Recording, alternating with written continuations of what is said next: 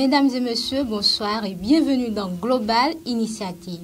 Sun, fondeur, le financier des fournisseurs de solutions solaires dans les marchés émergents, vient de clôturer son Solar Energy Transformation SERT Fund. Cette mobilisation financière souscrite lui a permis de récupérer 70 millions de dollars pour l'extension des solutions d'énergie solaire et de stockage en Afrique et en Asie. Présent depuis 2013 en Afrique subsaharienne, son fondeur a déjà levé plus de 140 millions de dollars. La compagnie qui finance les entreprises de solutions solaires a apporté son appui financier à 56 entreprises pour des actions dans 23 pays. Elle a contribué à l'amélioration de l'accès à l'énergie pour plus de 8 millions de personnes, évitant ainsi l'émission de 750 000 tonnes de CO2 annuelles. Sun Culture et Scowatch figurent dans le classement PAFAS, compagnie des entreprises les plus innovantes au monde. Cette année, l'Afrique est sous-représentée avec seulement 2 startups sur les 463 sélectionnés. Sun Culture, fondée par Charles Nicole et Sami Ibrahim, a été sélectionné pour la conception d'un système d'irrigation alimenté au soleil pour les petits agriculteurs. La start-up basée au Kenya s'est associée au gouvernement local et à un distributeur pour fournir la batterie Climate Smart et la pompe d'irrigation Rainmaker 2 à plus de 15 000 agriculteurs. Cette technologie au réseau permet d'extraire du sol jusqu'à 2800 litres d'eau par heure. De ce fait, les petits agriculteurs, même dans les régions les plus reculées, disposent désormais de capacités d'irrigation considérables. Socowash, fondé par Daniel Yu, permet aux petits commerçants d'Afrique de l'Est de s'approvisionner rapidement en denrées alimentaires et en biens de première nécessité. Socowash propose une solution qui permet aux détaillants de gérer leur stock à partir d'un téléphone portable. Grâce à son application mobile ou un SMS pour ceux qui ne sont pas connectés, les propriétaires de magasins peuvent demander le réapprovisionnement de leur stock directement à des distributeurs sans passer par des intermédiaires. Les commandes sont livrées par des tuk-tuks, des tricycles permettant d'atteindre facilement les zones éloignées.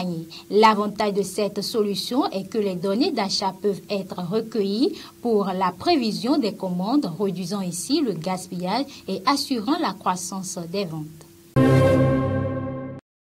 Toujours au Kenya, les personnes vivant dans les régions reculées sont confrontées à un problème d'accès aux soins de santé essentiels.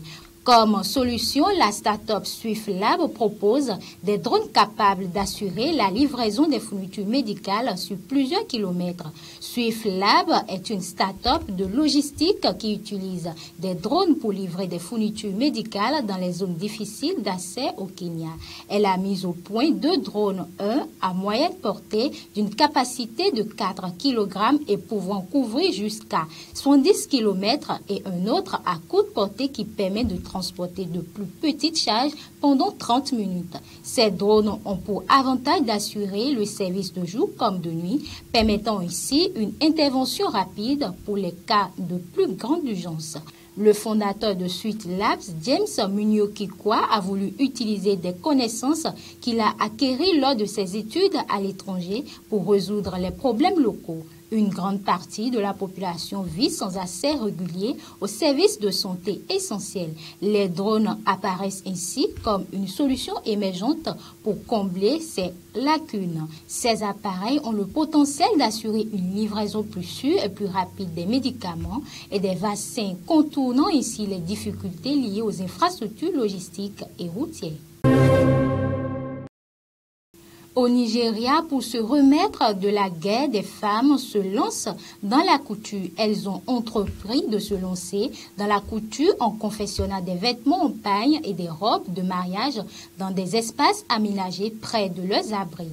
Toutefois, pratiquer la couture dans ces conditions peut être très difficile, car les moyens financiers sont limités. Après la commande d'un client, les femmes doivent chercher de l'argent pour acheter le matériel et le tissu afin de confectionner le vêtement. Certaines d'entre elles vont dans la brousse pour ramasser et vendre du bois de chauffage pour y arriver.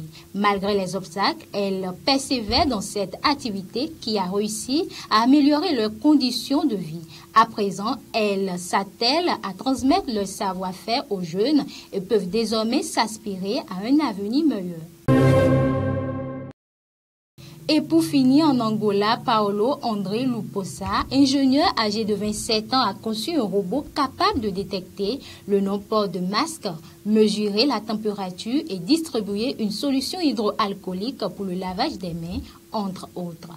Baptisé Angola Robot, il peut être connecté à un ordinateur, une tablette et un smartphone pour transférer des informations et ainsi fournir une base de données.